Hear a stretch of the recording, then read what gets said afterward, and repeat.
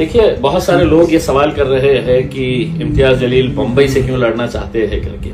मैं आज आपको उसकी वजह बताना चाहता हूं कि कुछ दिन पहले मुंबई के मीरा रोड के अंदर एक मैटर हुआ और वहां पर सिर्फ गुंडा राज कैसा होता है किसी राज्य के अंदर, पुलिस का इस्तेमाल, प्रशासन का इस्तेमाल, सरकार का इस्तेमाल करते हुए वहां पर और गरीब लोगों के जो दुकानें तोड़ी गई, जो 20-20 साल से 30-30 साल से वहां पर छोटा छोटा कारोबार कर रहे थे। एक बुजुर्ग आदमी का वीडियो मैंने देखा था जो रोते हुए कह रहा था कि मेरी रोजी रोटी है तो इसी के ऊपर थी और मैं 30 साल से यहाँ पे एक छोटा सा गैरेज चला रहा था और उसी के आंखों के सामने उसकी वो रोजी रोटी का जरिया है तो बुलडोजर के जरिए तोड़ा गया।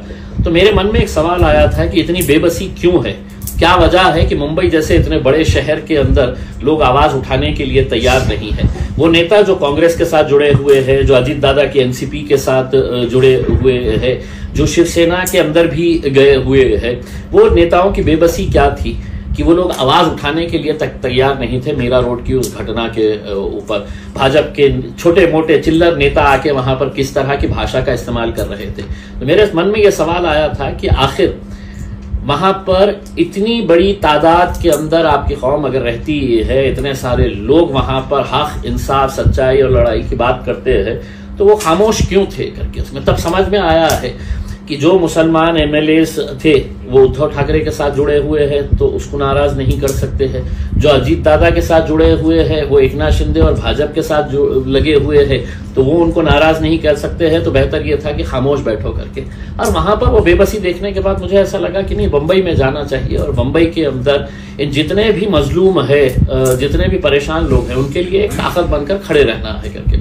इसका मतलब ये नहीं है कि मैंने फैसला लिया है, मैंने असद साहब को ये प्रस्ताव दिया हूं कि साहब क्यों नहीं हम वहां पे अपनी किस्मत आजमा सकते हैं उसमें। क्योंकि जब हम औरंगाबाद में खड़े हुए थे तो औरंगाबाद में भी 2019 के अंदर कई सारे दिग्गज लोग थे। अरे कहां से आता, जीतता क्या, नहीं जीतता, कौन देता वोट, ऐसा यही भाषा करते थे उसके। लेकिन अल्हम्दुलिल्लाह जीत के आए थे। आगे भी अगर हमारी किस्मत में रहेगा तो बिल्कुल वहां से भी किस्मत आजमाई जा सकती है। सर, एमआईएम महाराष्ट्र में कितने जगह पे लोकसभा के इलेक्शन लड़ेगी? देखिए, अब जो माहौल महाराष्ट्र के अंदर बनता जा रहा है उसे देखते हुए आप ये समझ लीजिएगा कि इलेक्शन का आए तक कितने नेता कहां पे उड़िया मारने वाले हैं, कहां पर कूदने वाले हैं, ये आप हर रोज देख रहे हैं उसमें। तो अब कई कॉन्स्टिट्यूएंसीज ऐसी हमारी नजरों के सामने आ रही है कि जहां पर हमको ऐसा लगता है कि अरे ये तो समीकरण पूरा बदल गया है, हम वहां पर जा सकते हैं करके। तो ऐसी कुछ कॉन्स्टिट्यूएंसीज के ऊपर मेहनत चालू है, सर्वे चालू है और इंशाल्लाह लड़ेंगे। मुंबई का कौन सा मतदार संघ? देखिए, अभी मैंने कल के दिन मुंबई की पूरी टीम आई थी, उनके साथ चर्चा की। अब उनके अंदर ये आपस में खींचमतानी चल रही है कि नहीं साहब ये कॉन्स्टिट्यूएंसी से लड़ना, कोई कहता कि नहीं साहब मेरी कॉन्स्टिट्यूएंसी से लड़ना चाहिए करके उसमें। तो एक लोगों के अंदर एक इंटरेस्ट है, उनको भी मालूम है कि अगर वहां पर कोई मजलूमों की जो परेशान हाल है, जिनके ऊपर बुलडोजर चलाया जा रहा है, उनके लिए अगर कोई आवाज उठा सकता है तो वो सिर्फ एमआईएम उठा सकती है। इस वजह से उनके अंदर भी एक नया जोश उमंग पैदा हुआ है। लेकिन ये सब इस बात के ऊपर निर्भर करेगा कि बैरिस्टर असदुद्दीन अवैसी साहब क्या फैसला लेते हैं। अगर वो कहेंगे कि नहीं इम्तियाज औरंगाबाद से नहीं, तुमको नांदेड़ से लड़ना है, तुमको धुलिया से लड़ना है, मालेगांव से लड़ने का है, तो हम आ जाएंगे उसके। अगर उन्होंने कहा कि नहीं औरंगाबाद ही तुम्हारी जमीन है, यहीं से लड़ना है, तो औरंगाबाद से लड़ेंगे। बीजेपी के डर से 35 साल से सेक्युलर नेता पार्टी छोड़ के जा रहे हैं, क्या कहेंगे आप इसके? देखिए, ये एक फैक्ट है कि बीजेपी अपने आप को पार्टी विद डिफरेंस कहती थी, लेकिन बीजेपी के जैसी घटिया राजनीति मेरे हिसाब से हिंदुस्तान में पिछले 75 सालों के अंदर किसी ने नहीं किया है कि साम दाम दंड हर चीज का इस्तेमाल करके हमको सत्ता में कैसा आने का है दोबारा, ये सब हथकंडे इसके लिए अपनाए जा रहे हैं। और जितने लीडर्स उनके साथ ज्वाइन हुए हैं, जितने लीडर्स, वो पूरे के पूरे कहीं ना कहीं भ्रष्टाचार के अंदर लिप्त है।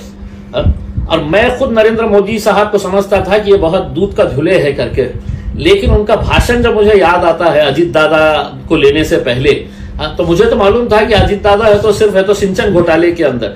मोदी जी ने अपने भाषण के अंदर कहा था कि 70,000 करोड़ का घोटाला, सिंचन घोटाला, बैंक घोटाला, खनन घोटाला, ये मोदी जी के शब्द है। तब उन्होंने देश को बताया कि ये 70,000 करोड़ रुपए के घोटाले के अंदर ये है, और 4 दिन के बाद उनको बोले कि इधर आओ, मेरे पास पार्टी के अंदर आते होंगे तो आ जाओ करके, ले लिए फौरन उनको।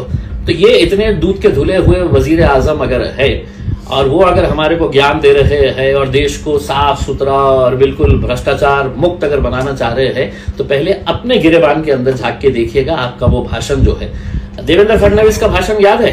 अजीत दादा हमको ये मिलेंगे, जैसे ही अजीत दादा हमको मिलेंगे, हाँ तो हम चक्की पीसिंग चक्की पीसिंग चक्की पीसिंग, इनका देवेंद्र फडणवीस का भाषण। तो ये सिर्फ जनता को बेवकूफ बना रहे हैं। इलेक्शन में इनको समझ में आ जाएगा कि इनका हशर क्या होने वाला है। चंद्रकांत खैरे ने आपके ऊपर भ्रष्टाचार के आरोप लगाए। बस बहुत अच्छे, मेरे बहुत अच्छे परम मित्र है, बहुत अच्छे इंसान है वो। मैं उनको चाहूंगा कि मेरे साथ में बैठे हो, हम दोनों साथ में बैठे, कुछ मीडिया वालों को बुलाएंगे और सामने सामने बात हो जाएगी, किसने क्या किया है, किसने क्या नहीं किया है करके। भाषणों के अंदर तो मैं तो खैरे साहब से भी अच्छा भाषण दे सकता हूँ, जबान मेरे मुंह में है तो उनसे अच्छी जबान है उसमें। लेकिन ये है कि अगर सच्चाई के ऊपर बात करने का है तो खैरे साहब, जगह आपकी, समय आपका, दिन आपका, बैठे एक दिन आ जाए, साथ में बैठे, उसके अंदर एक साइड में आप बैठ जाए और दूसरे साइड में वो केंद्र के जो मंत्री है जिन्होंने कहा कि इम्तियाज जलील ने क्या किया है करके।